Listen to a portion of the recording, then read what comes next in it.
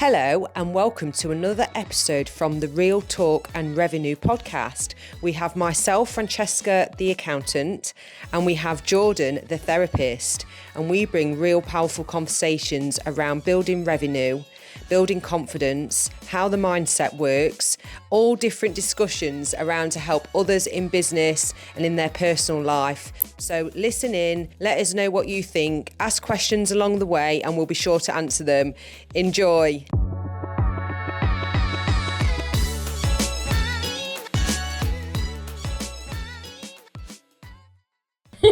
Jordan.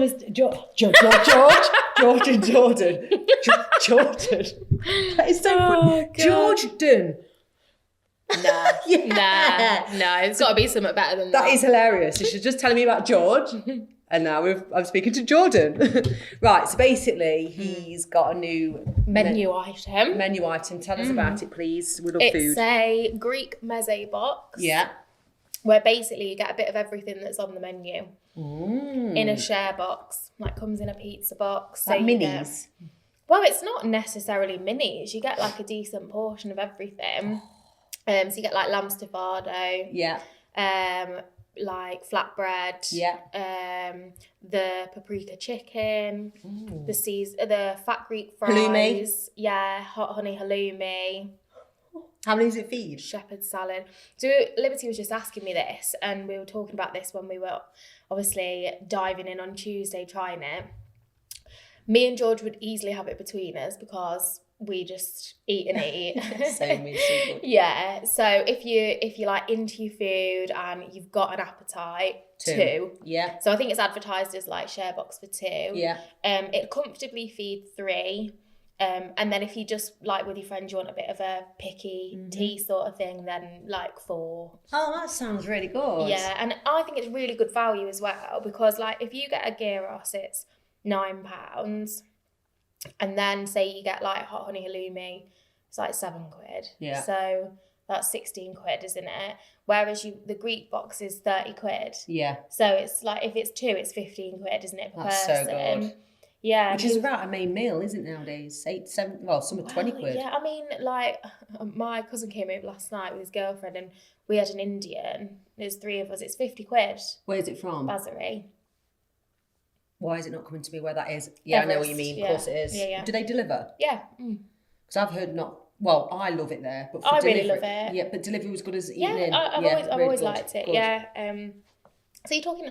And again, like, we had a Caffarello takeaway a couple of weeks ago, me and George, and that was 50 quid for 2 of you. So do you know what I mean? Like 30 quid to get all of that. Yeah, really I think it's brilliant because obviously he was like, oh, I don't know how much charge that is. That too much? And I was like, absolutely not. But the question is, how much is it costing him in time? That's what he needs to just price up and think, actually. Yeah, exactly. So yeah, he's already had loads of pre-orders for this week of that menu item. So you can pre-order it any time. Well, it's wherever he is. So tonight he's at Milestone Brewery. Tomorrow he's at Claypole Community Centre Village Hall. Yeah. Saturday. Oh my God, where is he on Saturday? I can't think. Somewhere local. Yeah, it's always fairly local. Let me have a look in my calendar. It's so good. And these are all evenings, aren't they?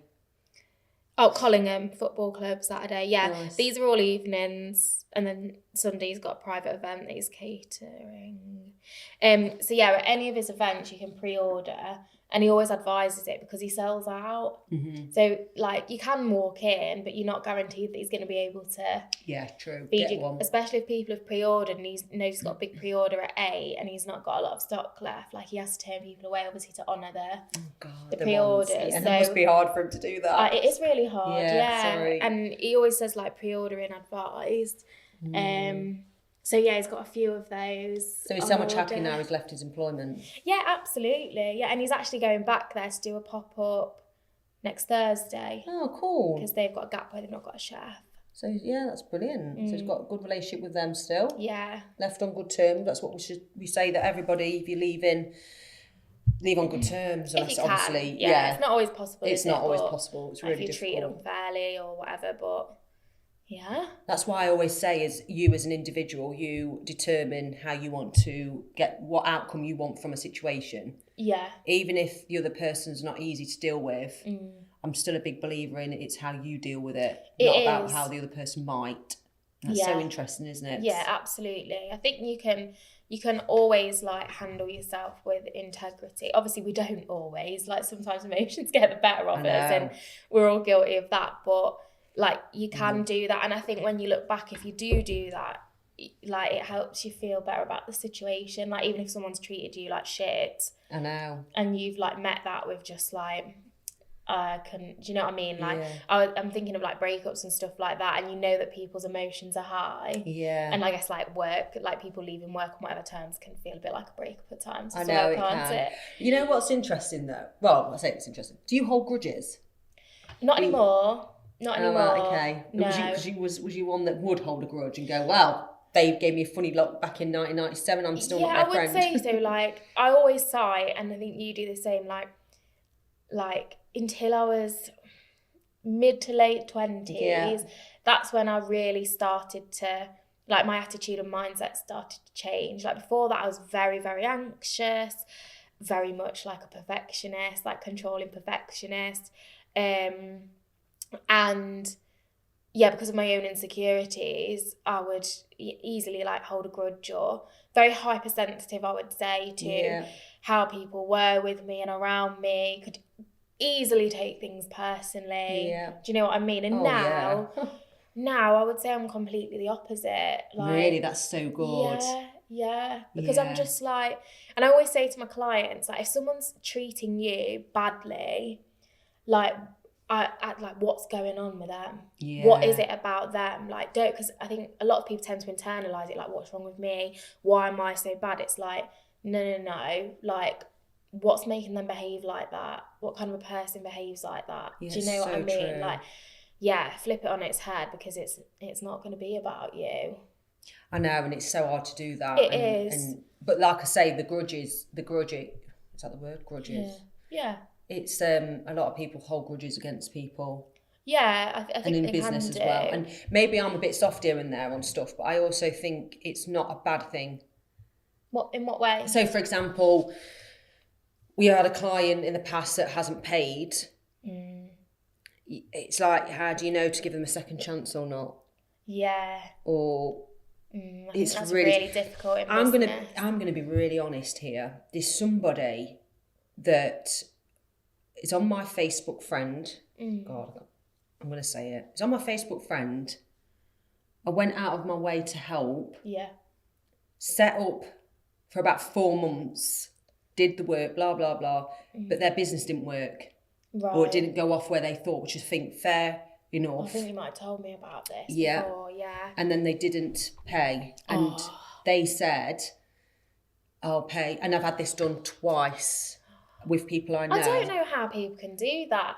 You know, it's like when somebody's genuinely going out of their way to help you as well. Like... And I've only asked for the 2 months invoices, weren't big. Oh my God. And then they said, yeah, I will. Then there was always something wrong, something went, and it really upset me. And it's got to the point where, shall I remove them? I remove them as a friend. I haven't done it yet, but I'm going to do it. Yeah. Imagine they're listening. Well, it doesn't matter. You can inbox me if you want, but it is about pay you. Bloody invoices. If the shoe fits, this is about you. Yeah, 100%. Because I am so annoyed. Like, it's poor form. That is such poor form. Like, and do you know what? Like, if you can't afford it, like, also just be like, I'm really sorry. Like, can I do a payment plan with you? Like, I'm so like, it's a bit embarrassing, but I want to make sure you're reimbursed for your time because I really appreciate your support. Like, and in that instance, you might even decide, like, do you know what? Don't worry about it. Yeah, like, exactly. I get it. Yeah. But to just like... No. It's like, I don't even mind if we have a conversation within a week and it's a different outcome. Fine. But you know, when it's been months... Oh, don't. And we're chasing to do the work and we've done some bits and setups and tidied up. That? I don't know, but... They ignored my messages. I was really kind about it, really understanding. And then this is where, you know, for these situations as well really trigger my like the people pleasing part of me, I think, and the part of me that doesn't want to upset people and stuff like that. But like even miss that out. even if you're not a people pleaser, it's still wrong, isn't it? It's wrong, and it's but also like, it's not you that's in the wrong, is it? So like, for you to be like, listen, or just email the invoice across and be like, late reminders, like, just trigger it off, because like, that's just so bad. People it's just don't so care. Like, they don't, and I don't get it. They'll never have anything special because they can't even do the basic business payment side of things. They can't even communicate with you about, do you know, yeah, I don't get There's that. 2, and I'm going to remove both. You're off. Should I do it? Well, Yeah. we're not even friends. So anyone listening about friends on Facebook, Instagram followers, following people. Yeah. Why do we feel bad to press the unfollow button when they're not even bringing anything to your life? And I think as well, like in those kind of situations, like, you don't want to see what they're doing and stuff again. It's not about a grudge, is it? It's about like, do you know what? I've gone out of my way to help you, and you kind of like disrespected that relationship, and therefore didn't even say sorry, I can't use you anymore. It's weird. Just went off radar. I think when you see this, like, the behaviour itself is like completely out of order. It's not right. But usually you'll see it's an avoidant person. Like, they're avoiding that communication through like fear of whatever, judgment, anxiety. It's something about that, or it's just like pure, I don't give a shit. Yeah, I think that's less common. Yeah, there's more to it behind the scenes. But not like unheard she's of. doing well, she can take it. That's what some people might think. I just think like, she's a strong character, she can take it, it's all right. I just wouldn't do it. I don't know who it is. Yeah, it's just not how the world works either, is it? Like, I'm just still baffled by it. But anyway, I will do it. Tell us if there must be people out there that's got niggles that they don't dare do it though, in case if it looks bad. You've got to forget about how it looks. It's how it feels to you, not how it looks. But it's all interesting, isn't it? And even I have that trouble, but I'm learning. Yeah. So perfectionism. Don't even know where to start with this. Yeah. Where do we start? So I've been doing a lot of research on high performing anxiety, and part of that is perfectionism. So, like anything, and I think we say this a lot, like, it's on a sliding scale, isn't it? Yeah. You've got like elements of perfectionism that can be helpful. Yeah. Then you've got clinical perfectionism, which I don't think I've ever had. And that is where it becomes problematic rather than like a helpful. So what's a clinic? What is that? What's the worst cases that you've seen? You'll see somebody that's completely inflexible with their perfectionism, holds themselves to very rigid and high standards, and probably other people to the same as well.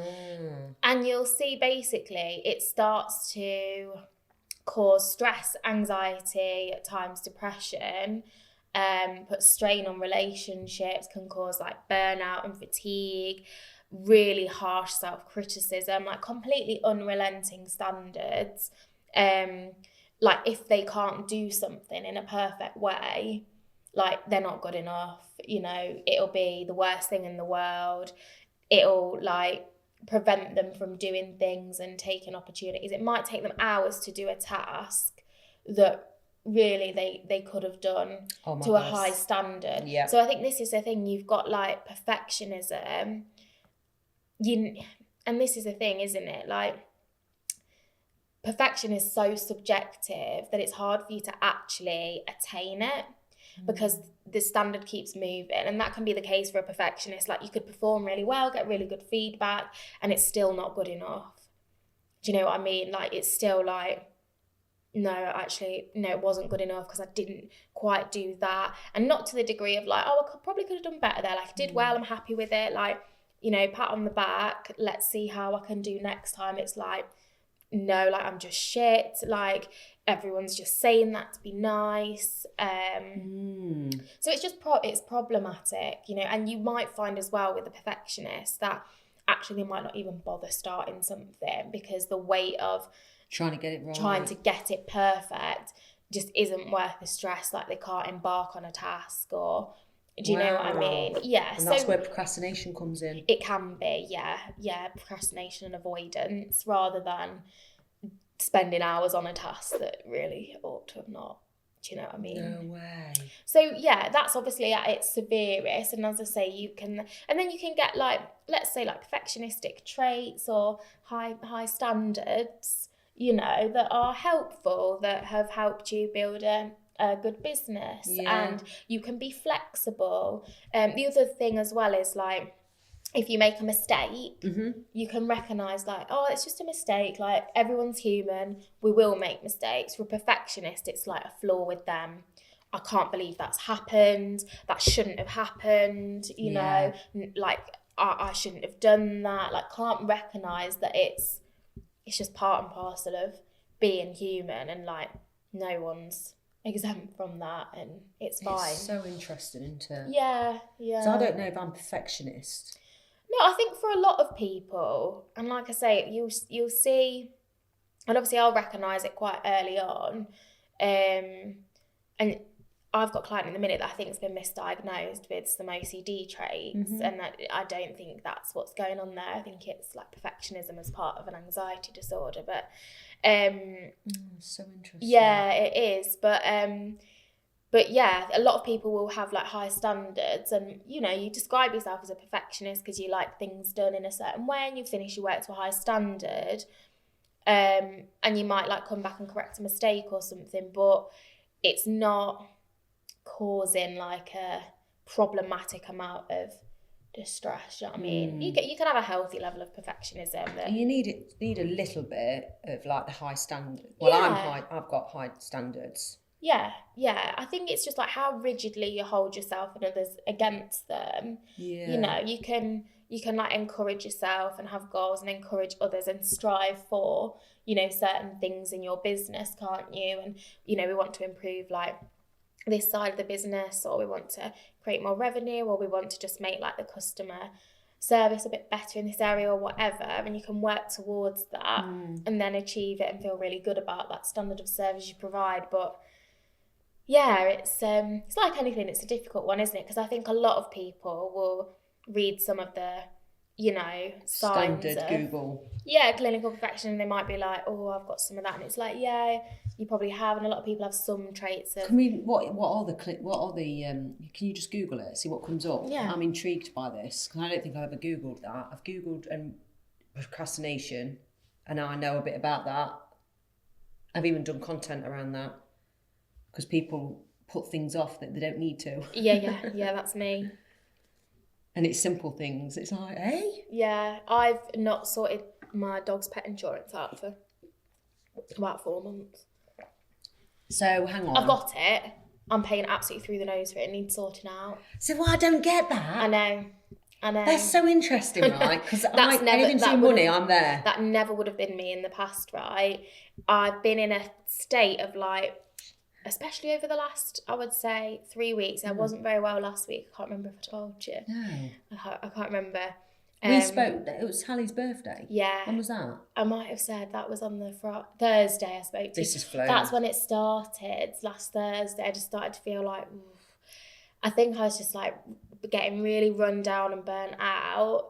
And I'm only just starting to like feel like, okay, I can start to take action again. Oh, shit. So I've procrastinated on like quite a lot of things, and those little niff-naff and trivia things that they don't really take that long, or it's, you know, a few clicks on the computer, or at best like you've got to have a phone call.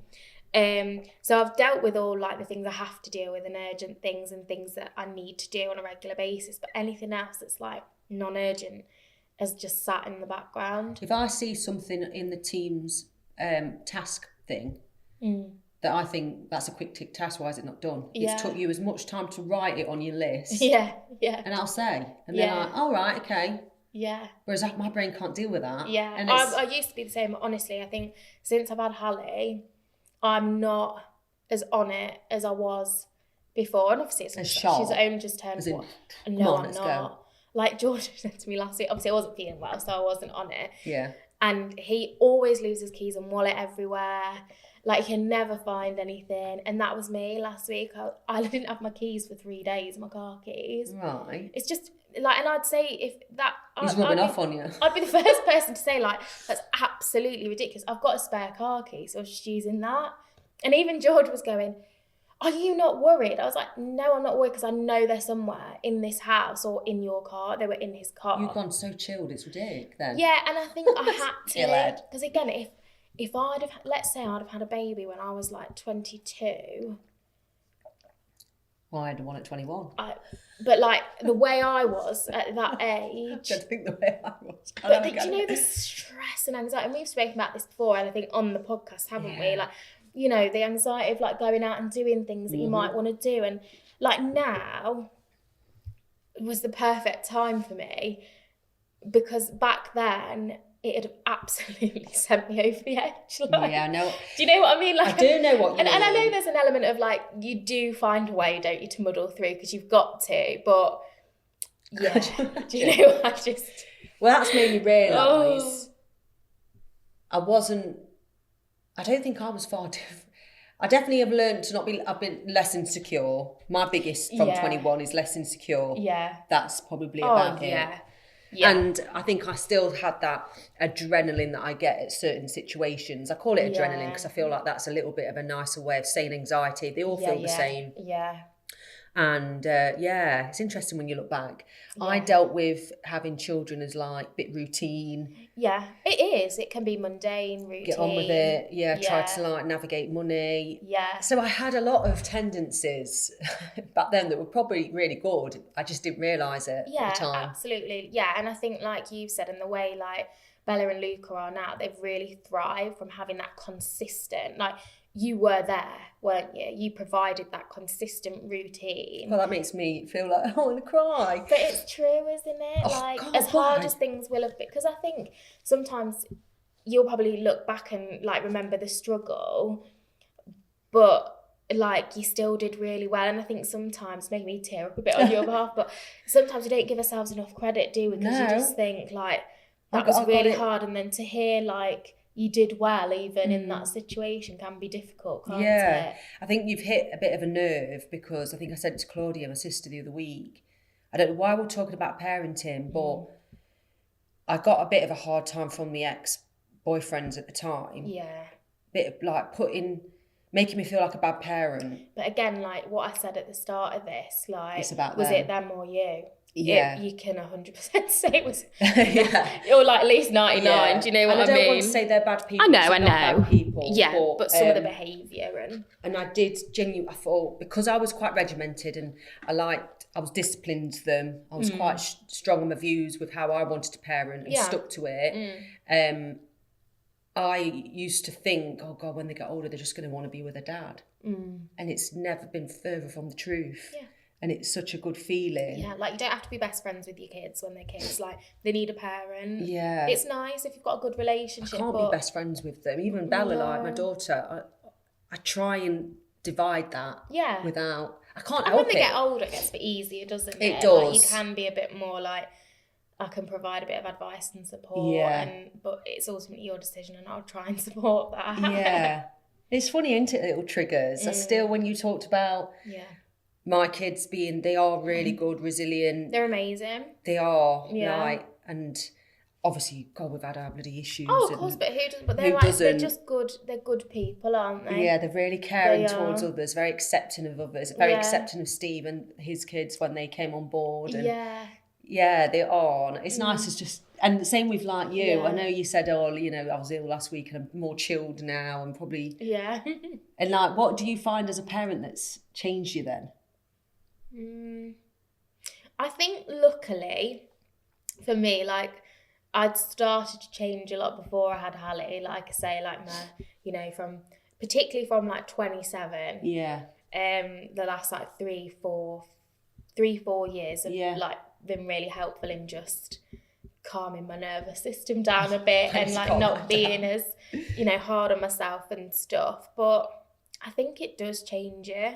Yeah, it does. Like it has to. And I think you hear a lot of things around like, you know, it doesn't have to change you too much. You can still be yourself and that. But it kind of like tears you to the ground and builds you back up again. Like you just completely different perspective, values, beliefs in many ways. And it has to be that way because you've now got somebody that is more important than you. Yeah. Do you know what I mean? Like, Yeah. you can't do what you want when you want, really. Like, you know, you've got to put their needs before your own. So I think it just teaches you so much. Yeah. It really humbles you. Yeah, so true, isn't it? And I think one of the biggest things, I listened to it on a podcast once, and it really helped me when I was like in the throes of the newborn stage, thinking, have I made a mistake? This is completely overwhelming. How am I ever going to get any semblance of normality back in my life when you're in the trenches of it? Yeah, so true. And on the podcast, they said, like, your capacity grows when you become a mother. And I was like, that's so true. Like, it's really hard.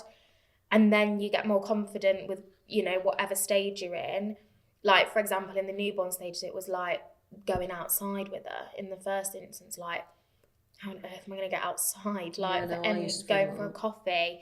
And then it was like being able to go out for food, or going out in the car with her on my own. Like, I felt all of those things. Where am I going to feed them? Because I was breastfeeding Bella at the time. It's 21, and I was embarrassed to do it in front of anybody. Yeah. Or even change a nappy in front of family. I was thinking, oh, please, not in front of everybody. Yeah. That's because I felt like a bit of an imposter as a mother. Yeah, like, am I going to be judged for everything that I do? How people go, oh, I wouldn't do it like that. Yeah, exactly. What do you know? That's another thing. When you become a parent, like, even when you're pregnant, like, the unsolicited advice and opinions that just come at you immediately, and it's like, you really don't need it. No, I know. You don't need it at that time in your life. But yeah, that really helped me, because I feel like you do, like, you get confidence with those things. And then there's a time like now, 1 year on, Hallie was 1 on Friday, you're like, it feels so much easier. And it's a combination of things, like, they get a bit more, like, hardy and like independent. Yeah, but you said earlier as well, like, you're not as sharp or as on stuff. Yeah. What do you mean by that then? What are you... Obviously, like, I still get up in the night, so, like, sleep's disturbed and stuff like that. So cognitively, I would say, like, I'm probably a bit more forgetful. Yeah. I am... I will be late for things at times where I never would be before. I just might forget things. I don't have the energy to do as much work as what I've had before, as well as, like, the capacity and time because of, you know, childcare and stuff like that.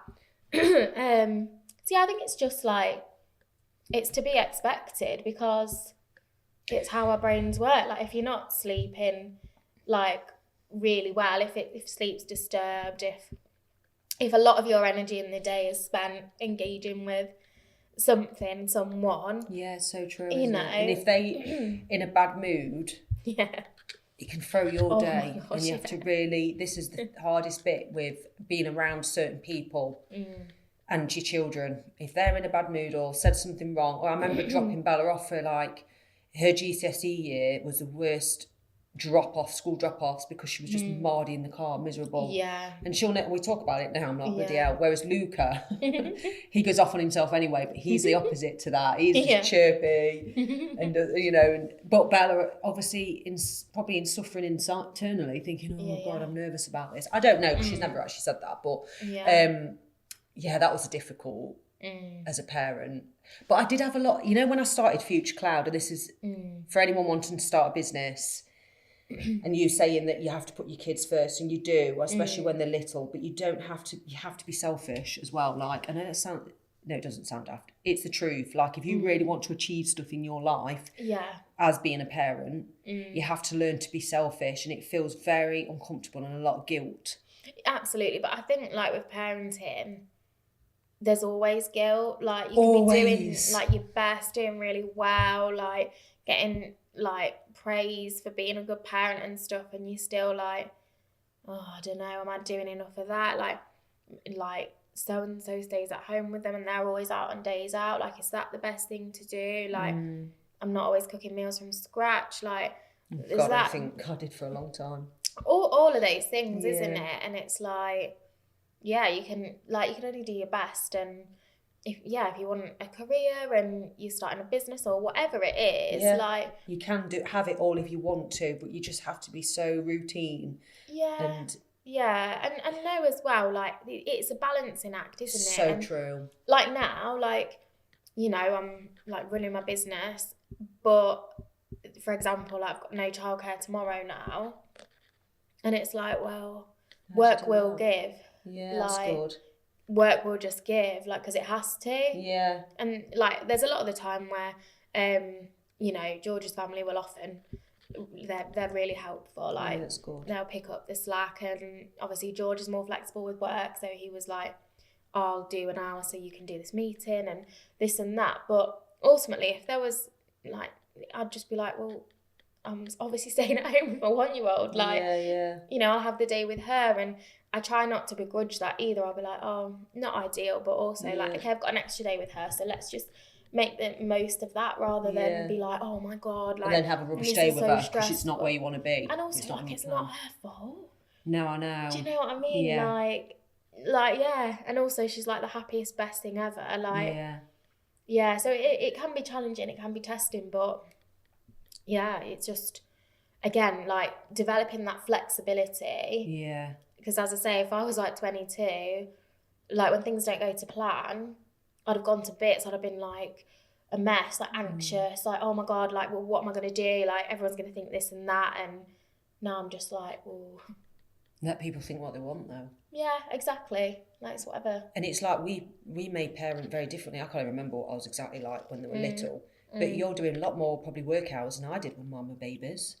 I developed into my career because I was studying, so in case that might have took a day or 2 a week, I can't really remember, and then I worked 2 or 3 days a week until they were a certain age, and then I did full time, and so it's all different, isn't it? Yeah. It was relevant for me at the time. I was building to become something, and even at the time I didn't know what. Yeah. But the fact that you went back to work quite, you know, when she was a baby, and still did quite a few hours. Yeah, obviously I had to. Yeah, exactly. God. But it served me well as well, because it started to break through some of that, like, sense of feeling a bit suffocated and, you know, just kind of touching back in with a little bit of normality and getting like fulfillment from, and feeling like I was adding value in the work space. Do you enjoy being like having a day off with her? That sounds really daft. I don't mean it like that. Of course you enjoy it. What I'm saying is, I think I prefer to be at work, though, at times where I used to just think, oh God, I need something else. I do get that, yeah. I do really like it. I love having a day off, but I don't like, I think as well, like, at the minute she's 1. Yeah, like, she's so young. She's really young. Maybe when she's like talking and tantruming and stomping about. Probably. Like, maybe I'll be like, because ultimately, like, work can be so much easier than parenting. Yeah, it can. It really is, because, like, you're in much more control a lot of the time. Yeah, like, it is. You know, you're calm working environment towards something. Yeah, you can focus. Like, with children and babies, like, they can be so unpredictable. Like, it can be a bit mundane. Like, but I think if you can learn to just embrace that. Yeah, exactly. Like, I get stressed when I've got expectations of the day. Like, this morning, got up, I was like, no, I'm doing this, and then we go to baby group, and then, like, I have the day with Hallie, and I was thinking to myself, I paid for some training that I'm gonna do, and I've got a couple of things I need to do for, like, content and stuff. I was like, so maybe, I know, I'll tell you about that. I've got some help. Okay. So I was like, oh, maybe when she naps, I'll get some of this and that done. And that's fine. I think, I might do that. But if the day goes, like, to shit and she doesn't nap very long, or she naps a lot later or whatever, it would be easy for me to then feel stressed because I had this plan that now isn't going to be executed. So I just try and hold things very flexibly and be like, I'll take the day as it comes. And if I get the opportunity to do that, I will. And if I don't, like, it's absolutely fine. Like, it'll roll on. Do you know what I mean? Exactly. Right, did we look at perfectionism? Did we Google it? That's what we was doing. Sorry. Right. And then we'll finish off on giving some tips if we know of any. Clinical perfectionism is a condition characterised by setting unrealistically high standards for oneself and others, coupled with excessive self-criticism and a tendency to judge self-worth based on achievements. potentially leading to anxiety, depression, and other mental health issues. That could be a bit of me in the achievements. Characteristics: unrealistic standards, setting impossibly high standards for oneself and others. Self-criticism, constant self-criticism and negative self-talk. Fear of failure, intense anxiety and worry about making mistakes or not meeting expectations. Yeah, I have a bit of that. Yeah, and I think this is what I said, like a lot of us could be like, yeah, a bit of that, but nothing is it intense, persistent, consistent? Do you know what I mean? Yeah. Avoidance and procrastination, avoiding tasks or procrastinating due to fear of not being able to meet perfectionistic standards. Yeah, self-worth tied to achievement, basing self-worth on accomplishments and external validation. And I think like it'd be exclusively that, like you wouldn't know internally that you're good enough without that all of the time. And then even when you get that, it's not good enough. Like, do you know what I mean? You dismiss it anyway. It's interesting. Is there anything that would help anybody that you could just say to look at internally first? Or deal with first? Well, there's loads of things you can do, and I guess it's about developing like a self-compassionate narrative, like being able, and like it's so basic and it's such a valuable like skill and trait, is to develop self-compassion. And if you haven't got it, compassion for others as well, but like self-compassion we're often a lot worse at. So like for most people, we'll be kinder to people that we love and care about than we are ourselves, particularly like kids or partners, stuff like that. So it's being able to be like, okay, is this fair that I'm speaking to myself like this? Is there anything good I can kind of find out of this situation? How would I speak to my friend if they were saying they'd like made this mistake at work? Like, what would I say to them? Like, can I apply that to myself? It is like, so true. Self-compassion is really important because there's genuinely no value in self-criticism and like berating yourself. Like, there's a complete difference between like being self-critical all of the time and being what would you call it, like analytical, or being like, oh well, I did a good job, like I acknowledge that, but I probably could have improved on this and that, and actually next time I really want to do this. So that's healthy. That's helpful, that's fine. And yeah, but like that negative talk, like that was awful, it's not good enough, don't like bother doing it, I should have done better, I'm not doing it again because that's so embarrassing, others are going to think I'm such an idiot, like all of that stuff. There's no value in it because it just stops you from taking opportunities, doing things you'll probably enjoy. And that's another thing, like perfectionists will find it impossible to do something just for the enjoyment of it. Do you know what I mean? Like it has to be. It has to be. We did speak about that, didn't we? I have definitely got tendencies when you say it like that. You've got high standards, I would say. And, very high standards of myself. That's. And I don't really like but to not say, unrealistic. But like, you like to be in control of things, you're a bit of a control freak, aren't you? I need a plan. I can't stand the anticipation of anything. Yeah, and that's a massive feature of like people who are more and less anxious, right? So someone that's like really laid back and quite chill, they will have a higher tolerance for uncertainty. You see someone on the other end of the spectrum that's like always in control, planning, like they're on edge, this and that. There's a low tolerance of uncertainty. Like there's a need to know as much as possible, like how things are going to pan out. I want certainty, I want a plan. But they can when I go somewhere new, I want to know where the car park is. I'll have a look on Google Maps before I go. So in therapy, and again, these are really common things, but in therapy, like these are the sort of things we'll start to unpack. Like, okay, you're going somewhere new, right? Don't plan where you're going to park. And just go park somewhere, have a wander around. Don't plan where you're going to eat. Just stumble upon somewhere, like, and just be more flexible. It is about being more flexible, isn't it? And you've got to be really, a good starting point is to be self-aware. That is the most essential component of getting change, is having insight into a problem. And knowing that it's holding you back. But even if you're thinking to yourself, well, I don't want to do anything new. because you're telling yourself you're going to be no good at it. Exactly, and you're scared. It's and you're not scared. that you don't want to do it. It is so true, isn't it? I love this. I find it all very interesting. I think we need to talk about procrastination next week. Oh God, that word procrastination. So I did a video on this I've seen you.